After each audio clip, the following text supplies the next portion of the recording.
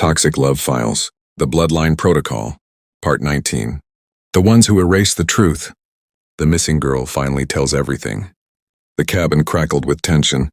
Rain pounding the roof, the detective bleeding on the floor, the voicemail woman standing with eerie calm, the sisters trembling in shock.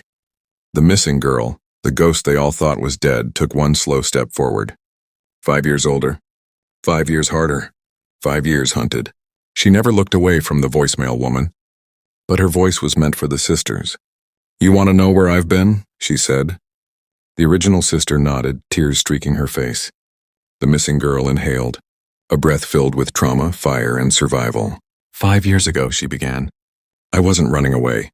I was running for my life. Her eyes flicked to the detective, who flinched at her gaze. "You chased me into these woods," she said. "And you weren't alone." The detective's voice cracked with pain. "I told you, I didn't mean—" "Shut up," she snapped. He fell silent. She continued. "There were more officers, more men, more people from that group." She pointed at the voicemail woman. "And her, the one who gave the orders." The voicemail woman smiled faintly, not denying, not ashamed. "You were clever," she said. "Few girls ever run that far." The missing girl's fists clenched. "I didn't run far enough. They found me, dragged me into a van, beat me until I couldn't see straight." The sisters gasped. She continued. "They tied me up, took my phone, took the recording." Her voice hardened. "But they didn't realize something." She glanced at the original sister. "You already had a backup, a hidden one, on a device you didn't remember hiding." The original sister's breath hitched. The voicemail woman stepped forward. "You were always the unpredictable one," she said to her. "You didn't follow the script."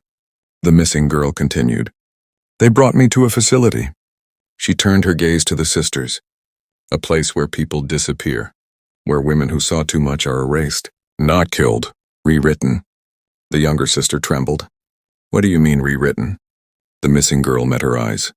"They wipe your memories, take away everything that could expose them.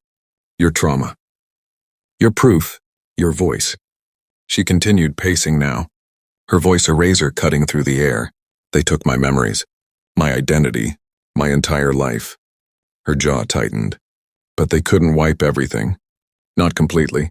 She pointed to her temple. "What they erase becomes scars. And scars don't forget." Lightning cracked outside, illuminating her face, haunted and furious. The sisters leaned closer.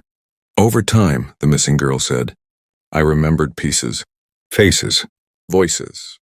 The cabin, the meeting, the recording." She glared at the voicemail woman. "And you?" The voicemail woman nodded. "You were always a problem." The missing girl laughed bitterly. "That's what you said when you ordered them to fix me." She continued. "But the organization made a mistake. They wiped me, but they didn't kill me." Her eyes narrowed. "They underestimated what a wiped memory could do. They turned me into a ghost they couldn't track." The older sister swallowed hard. "So where have you been for 5 years?" The missing girl's voice softened. "Everywhere they didn't want me." She lifted her sleeve, revealing scars deep and jagged.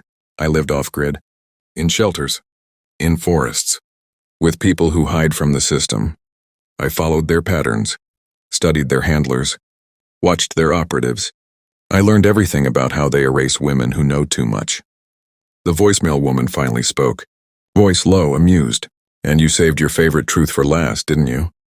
The missing girl nodded. "Oh yes, the most important one." She turned, looked the older sister dead in the eyes. "You weren't supposed to forget me." The older sister's breath caught. "You were supposed to forget what we found together." The younger sister whispered, "What did you find?" The missing girl answered, "The organization isn't just silencing women." She stepped closer. "They're recruiting them." The room froze. What does that mean?" the older sister asked. The missing girl lifted her chin toward the voicemail woman. "Ask her." The voicemail woman stepped forward, eyes glinting. "Our organization has one mission," she said softly. "To eliminate emotional liabilities. Women who suffer trauma, who lose loved ones, who start digging for answers." The missing girl's voice cut through like ice. "They use their pain against them. They find them when they're broken, Rewrite them. Recruit them. Her voice cracked. That's what they tried to do to me. The voicemail woman smiled. And we succeeded.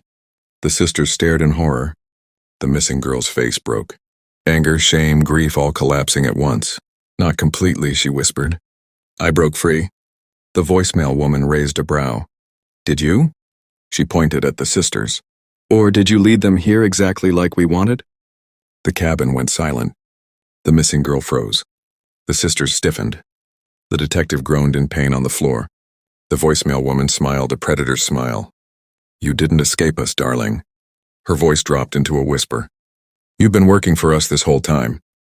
The missing girl's face drained of color. No, she whispered. No, I wouldn't. The voicemail woman stepped closer. You brought us the sisters. You brought us the recording.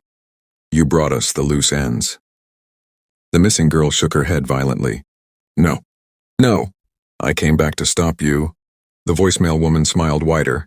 Then why? She asked gently. Is your tracker still active? The missing girl's eyes widened in horror. The what? The voicemail woman tapped her own collarbone. Check your neck. She reached up. Her fingers froze. A small bump. Something embedded under her skin. Her face collapsed in horror. The voicemail woman whispered. You never escaped us. To be continued?